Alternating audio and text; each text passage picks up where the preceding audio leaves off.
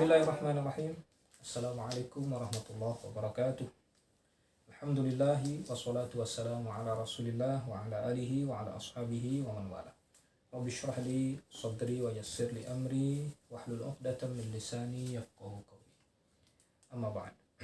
Kaum muslimin rahimakumullah, menjelang waktu yang membahagiakan, waktu berbuka, kita berjumpa kembali dan sangat bersyukur kepada Allah. Allah sediakan lagi untuk kita waktu di bulan Ramadan ini untuk bergembira bersama, menjalankan perintah-perintah Allah dan meninggalkan larangannya. Pada sore hari ini mari kita mengkhusyukkan diri, bertafakur, bertadabbur. Kita luangkan waktu sejenak untuk belajar bersama tentang teknis-teknis peribadatan yang ada di bulan Ramadan. Terutama untuk saat ini kita akan mengkaji sebuah ibadah yang menjadi favorit, menjadi kesukaan orang-orang soleh di zaman dahulu, baik sebelum Nabi Muhammad SAW maupun setelah masa Nabi Muhammad SAW. Apa ibadah itu? Itu adalah i'tikaf. Mengapa kita bahas di awal-awal Ramadan tentang i'tikaf? Padahal umumnya i'tikaf dilaksanakan di akhir bulan Ramadan.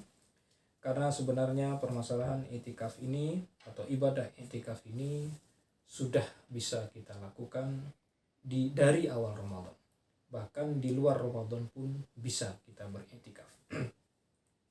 Baiklah kaum muslimin rahimakumullah, kita langsung mengambilkan pelajaran kita ini dari sebuah kitab Kifayatul Akhyar halaman 174.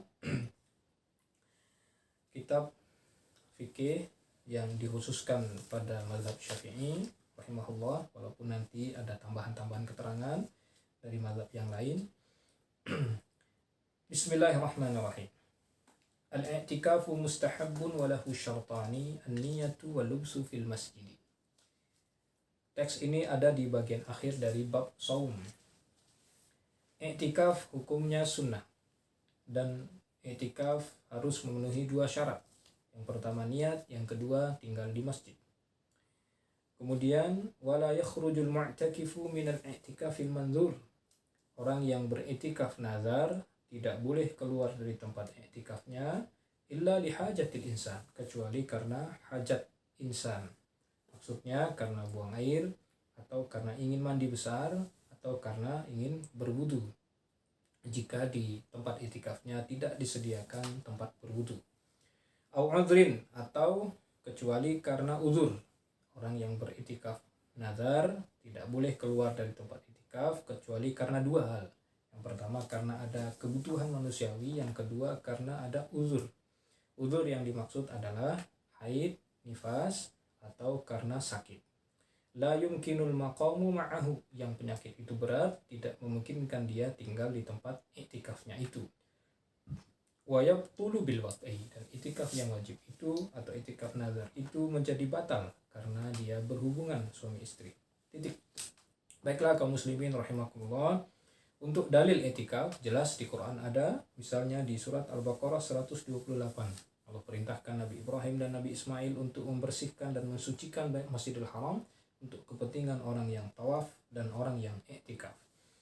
Tahhira baitiya lit-taifin wal 'akifin.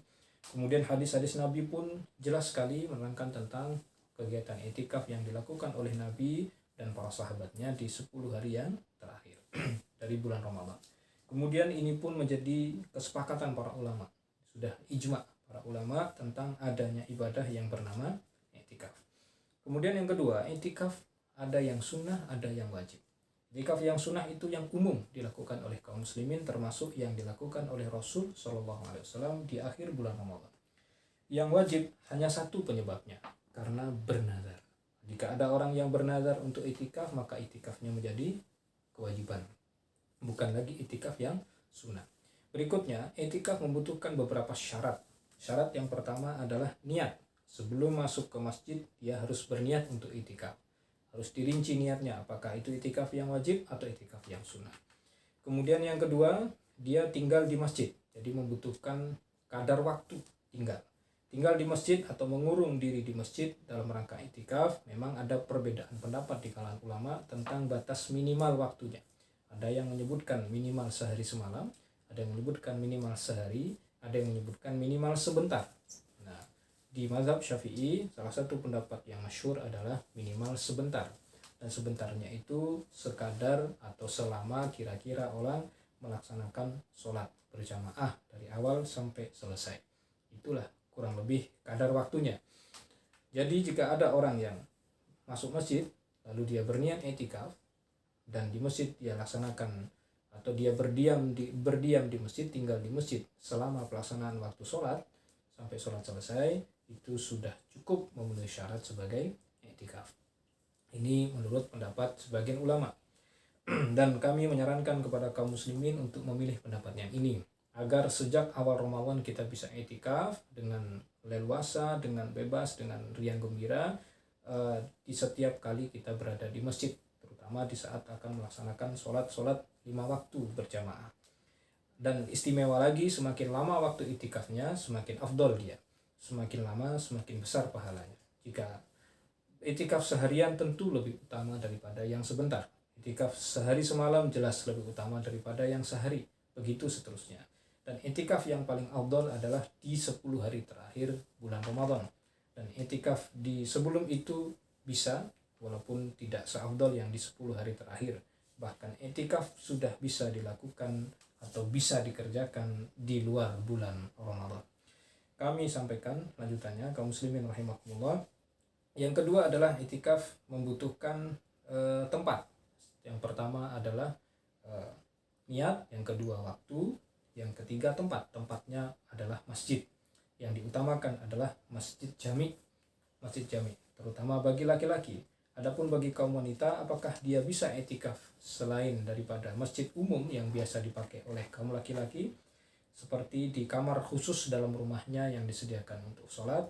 Ini pun ada khilafiyah di kalangan para ulama. Sebagian ulama mengatakan sah untuk i'tikaf perempuan, sebagian mengatakan tidak sah.